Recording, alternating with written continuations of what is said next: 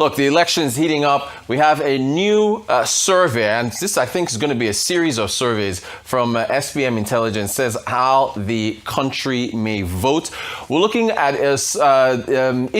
top issues from voters based on this survey, and we have insecurity and terrorism at 45%, the economy and insecurity, I guess, lumped together, 34% in second place. The economy as a standalone, 15%. This is very interesting. Corruption at just 5%. And then jobs at 2%. So interesting survey from SPM Intelligence. We're going to get their thoughts. We've had Ikemesit Effiong, who is the managing partner at SPM Intelligence, joining us to discuss. Ikemesit, it is good to see you again, Good sir. to see you. Good morning, good morning. It's been a minute. Have a seat. Thanks so much for being with us. We had a big election coming up in 2027, and of course, there's so much going on that voters are going to be looking at. So, we had your Jollof Index. We also had a review of the states, and I wanted to get first of all, just to let everyone know the methodology, your sample size, how many folks you spoke to across how many states, and so on. So, I guess to kick things off. Yeah, so we spoke to almost 900 respondents across 8 Nigerian states, as well as the Federal Capital Territory. So these are, and you made reference to the Jollof Index, these are Jollof Index states. We've been gathering socioeconomic data, cost of living data in these 9 states, and as well as the FCT for 13, 14 years now. So they are the states that we have sort of almost the best kind of understanding of how residents and likely voters are doing in those markets. We just thought it was important to do sort of an elemental dipstick survey, just seeing where the headspace of the Nigerian voter is with respect to those marquee issues, chief of which, as you rightly pointed out, is the economy. And the survey found that 80% of respondents said the country is headed in the wrong direction. Yeah, absolutely right. So it appears as though the headspace of the likely voter is that despite the significant reforms, that this current administration has marshaled, especially in terms of assuring currency stability, getting a handle on fuel product availability and the likes, all of those touch points are now at a much higher price point, and the general sense is that a lot of those reforms have not percolated yet into lower prices or a markedly better standard of living, for the average Nigerian. So reform, good, but actual real world effect, there appears to be a disconnect, and that's what the likely Nigerian voter appears to be signaling based on our data. Fantastic. Let's get through the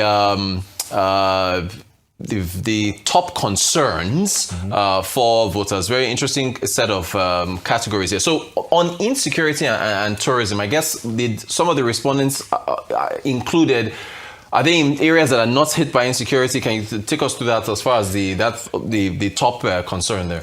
Oh yeah, sure. Right. Yeah. So our respondents pool, were from states like Lagos, the FCT, Oyo. We actually did this. We actually did the data gathering in March and April, which is quite interesting from an Oyo perspective, considering the fact that the security situation in Oyo has diminished somewhat since then. Rivers, Anambra, Cross River as well. So it's a fair mix of, and then you have Kano and Bauchi. So it's a fair mix of states that are overrepresented in terms of having their own fair share of security challenges, and other states where there's low level crime, but in terms of sort of the marquee terrorism, banditry incidents that we're seeing, they are not as impacted, and so what these practically 5 in 10 Nigerians are saying is that across a broad mix of Nigerians everywhere in the country, including those states which are not directly impacted by some of the headline marquee security challenges, security is their top concern. All right, so security is top concern. So explain, so I guess at 34% you have people who have the economy, and talk to us about that. That's lumped, and insecurity and the economy as a top concern? Yeah, sure thing. So the way the questionnaire was structured was that each of these items were you had the opportunity to pick multiple options, Okay. right? And it's clear that top of mind, right, for Nigerians is not just insecurity, but insecurity and the economy, right? Those economic anxieties that we had talked about earlier, especially in terms of those cost of living pressures. The interesting thing, though, is that if you look at the economy insecurity and the economy standalone brackets, right, that's half of Nigerians that are really, really concerned about the state of the economy. It appears as though the economy was the large concern, and we've had polls in the past. We've done polling, right, in past election cycles where the economy, right, was the chief thing. But it appears as though security has degenerated to such a point that it has overtaken, something of those economic anxieties. Also, there is an interplay, right, where, right, a lot of likely voters think that they are likely, especially in the light of what has gone on in Oyo, right, that they are likely to be faced with the scepter of potentially contributing towards making a ransom payment, right, or, making extra provisioning, right, for security. We did a study for a client around the Dirty December phenomenon, and the chief spending item was on security, which is quite interesting, over entertainment, especially if you're traveling across multiple states, right? So people are calibrating insecurity from an economic perspective, it would appear, and that's why that economic security bracket, but also the economy as a standalone, right, really pops up. Okay, now I would, you do have to talk to the grassroots and talk to people who are on the ground. But I mean, if you think about how the economy has worked, Nigeria has, there's this whole talk of a K-shaped economy in the US, in China, and here as well, where you've got one end of the country that's making money, the other that's not. Did any of those, the investors or people with stock portfolios he was seeing that those grow, are they part of the surveys at all, or is it majority folks at the ground? It's majority folks at the ground. The bias for this particular study is really in the name. It's a voter sentiment tracker. So we're looking at likely voters. I know that there are people who have very healthy stock portfolios who also have PVCs, right, and are going to participate, right, in this electoral exercise. But the sense for us, right, is that election season is upon us. There's a lot of pontificating, speculation. There's a lot of argy-bargy and jockeying going on, right, within the political space. I mean, I watch your colleagues, right, on This Morning every morning, and it's one Rolodex after another, right, of political actors and players, right, talking about the state of the country, especially in the lead up to the elections. We wanted to add a quantitative dynamic, right, to that conversation, and we felt this is our first wave. We are going to have multiple waves. We'll be doing this almost on a monthly basis, and we'll be issuing out, right, those reports. It's good to have a sense of what the average Nigerian, right, is thinking, or how they see the economy, how they see the country generally, and how they are likely to make those choices. Look, right, as you said, this insecurity issue, it's has topped the headlines. Even today, I think you mentioned our What's Trending segment, I think they took Seyi Makinde saying he's going to take it upon himself to rescue the abducted. Okay, so, but what is the interpretation of only 5% of Nigerians in your survey listing corruption as the top concern? I mean, corruption has been a big topic in Nigeria in terms of risk. What's your read on that? Is it that insecurity has just dominated everything else? One would think that corruption will still be high up there as a concern for the average voter. What's your interpretation there? Yeah, it is quite interesting because one could make the argument, right, that part of the reason why we haven't gotten a handle on the security challenges that Nigeria is facing is because, right, our leadership could do a far better job, right, of structurally dealing with the economic, but also the social drivers, right, of insecurity in Nigeria. It would just appear that the pressure on the pockets, right, of the average Nigerian, the fact that wealth generally in the country across practically every income demographic is being eaten alive, right, by inflation, and just the fact that more and more Nigerians are paying with their blood, are paying with with their lives, right, in order to keep their heads above water, right, in this country, just has overwhelmed the perception of the average Nigerian about how the country is doing. So corruption has taken a little bit of a backseat to obviously how expensive things are and just the fact that people have to survive and live. Great stuff. Another thing is jobs. Help me explain, because I would assume that jobs would be part of the economy. And I'm sure, look, when the voter is thinking about this, you say economy, it's usually all encompassing. But because if you talk to any young person, I know SBM, I hear you guys are getting a lot of applications, so people want to come work for you, for example. I wonder where you heard those from. No, that's what I'm hearing, right? I hear too. We get a lot of CVs from students who want to work at Arise News and stuff like that. So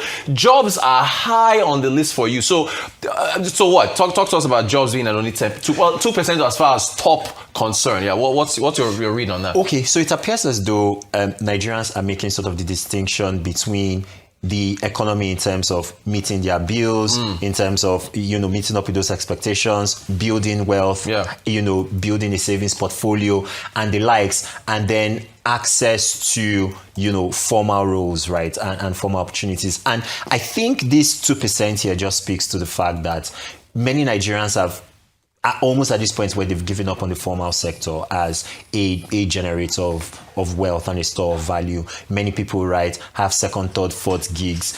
Everyone practically in this economy is a lifestyle influencer, a content creator, right? At some point, everyone is just trying to get by, right? Yeah, in that sense. And so people are separating the economic anxiety, right, of being in Nigeria and trying to navigate the Nigerian economy, and the separate anxiety of getting a job or holding down a job, right, in the more formal sense. And that's why that distinction, right, appears to be the case. Now, let's get to your reports, and I encourage everyone to look at this survey. You also, the president was ranked amongst around the geopolitical regions. And you have to help me out here, because you had the North. Just help me explain this 2.2 versus 1 point, because he was lowest in the Southeast at 1.1. Highest in the Northwest, but the reports suggested that it's his how he's perceived is low either way. So talk us through that. Yeah, so his overall approval ratings are like minus 58.5, right, according to our VST tracker. So what we did was, on a scale of 1 to 5, 1 being poor, 5 being good, we asked our respondents, right, to rate the president's general performance, and the composite figures, right, are what we extrapolated and broke out into a geopolitical zone setting. Okay. And if you think about the fact that 2.5 is the median, right, between below, 1 and 5, so he's below sort of he's below the median somewhat, which again, not us, not our opinion. This is a survey. It's a survey. It's what Nigerians are saying. The survey is a survey. And it appears as though the economic pressures, as well as the fact that he's seen as not being as proactive, right, on security, is really diminishing and dampening sentiment for him across every geopolitical zone. So here's the thing, and I know it takes the president himself has admitted that he took some hits with the reforms and how they rolled out, but he says they were necessary. Is there a communication issue for government, in that he has a low perception here across your survey, or prices are just higher, and that's what people like in the United States now? The Iran war is incredibly unpopular. All the average American knows is that when they go and buy fuel, it's $4.58. So whether Trump says the war is ended, so is it the same thing? Is it bad communication about the government, or regardless of what you say, the average Nigerian just knows prices are higher and life is harder, and so the perception of the president is low? I think there's a value in structured, in genuine and in relevant and smart communication, right? But there's only so much spin you can put on the fact that fuel is 1,300, school fees is going up, stock portfolios may be doing well, right, on a year-on-year basis, but over a long track, right, those values, right, are somewhat flat at best, right, for most indexes. And as the president, you are the obvious bus stop. Well, one of the points that we make in the report, comparing the president's approval ratings to the favorability ratings of some of the other leading lights, right, in this campaign, is the fact that, especially for Peter Obi and Rabiu Kwankwa, so they haven't been part of any federal cabinet, they haven't ever run government before, unlike the current president and Atiku Abubakar, that was part of a federal administration. So Nigerians appear to be discounting that federal governance exposure, and anyone basically who has run anything of significance at the federal level in Nigeria is not just being seen favorably in that sense. And I think that's what the president is really dealing with. I could imagine are you going to do one on the National Assembly? Yeah, okay. Are you going to do a voter perception of the National Assembly? That I can imagine those numbers would be pretty low. Yeah, closer to the elections, right? Yeah. We'll be looking at INEC, we'll be looking at the National Assembly. INEC. We'll be looking at the states, yeah. So, so it really, really will be interesting. Yeah. And I look forward to coming back and discussing with you in that sense. Okay, look, you know what? I want to contrast this. I know Polymarket is a betting site. It's gambling. It is what it is. But if you flip this low perception, so even with the low perception across the geopolitical zones, according to, this is as of yesterday, and these things change, right? As far as their odds of winning the 27 election, Tinubu is in the lead. I mean, as of yesterday, and again, these things change. He's at 71%, and he got to be at like 25, and then Rotimi Amici at 4%. Yeah. How do you contrast that? So the country feels what it feels, yeah. But then, you know, betting markets or whatever still have their odds. I mean, it was still a long way for the election, so this is going to change. But what do you make of that?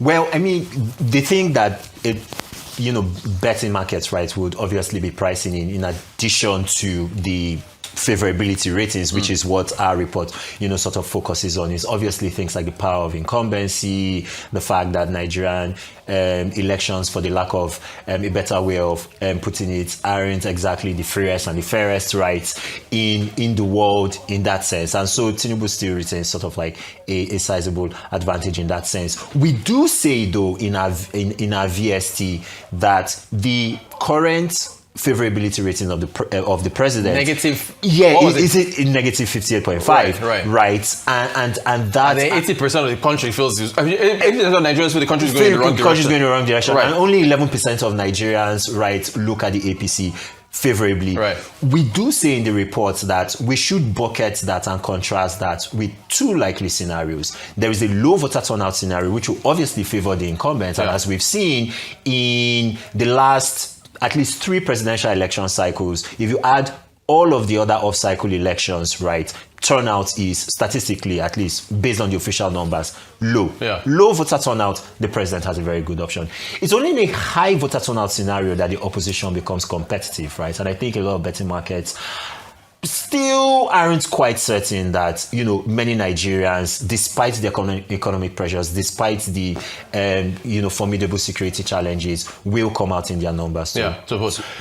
I want to get you on a trending topic here, which is on electricity. And electricity is what you've covered it. SBM has written about these situations. Yeah. So we had Aliko Dangote on, in an interview saying we are going into power, 20,000 megawatts. Didn't give much details. And then Peter Obi, when he got the ticket for the NDC presidential ticket, promising that if he is elected, 10,000 megawatts is what he's going to add to the grid. So neither of them gave any details, and we covered this weeks ago.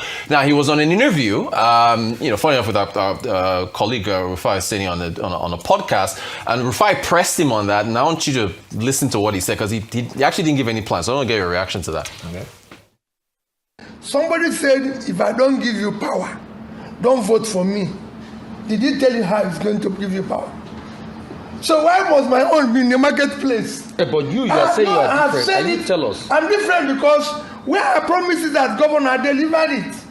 And I've said, and I repeat, that in 4 years, we will generate, transmit, and distribute at least 10,000 megawatts of electricity. How are you going to do it? No, I'm not going to tell you how. It is not for you to know how. It is not for you to know. It is not for you to know how I'm going to add. Look, he's part of a system, right? Fighting words on his words, but historically, we just have candidates who have not, haven't had a presidential debate since when. What are your thoughts? How does this all feed into all this? I love that. I love that you reference the historiography right around this, because the history seems to suggest that Nigerian voters do not mark down candidates, right, for not only refusing to debate but also refusing to offer the particulars for it. If anything, politicians will take the path of least resistance, right? Yeah. If we have a situation where we have an incumbent right now who famously didn't participate during any of the debates during the last election cycles, as a matter of fact, you would be hard-pressed to remember the last time anyone who ended up in Aso Rock, right, participated right, in a leadership debate. The question, I suppose, from Peter Obi's perspective, and I'm by no means a mouthpiece for his campaign, would be, if the current president didn't, and his predecessor, why should I? Why should I tell you my plans? Nobody, so what? And in fairness, a lot of Nigerian voters actually don't seem to mind it to appear. So that's the system that we're in. Yeah, unfortunately. Real quick, there's more to come. Tell us what's the outcome. You're gonna have more voter surveys. We will. Yeah. Oh yes, we will. Yeah, we're looking at either a bi-monthly or a quarterly cadence. We'll definitely do more of this. This is the wave one of this. We hope to do at least 3 more.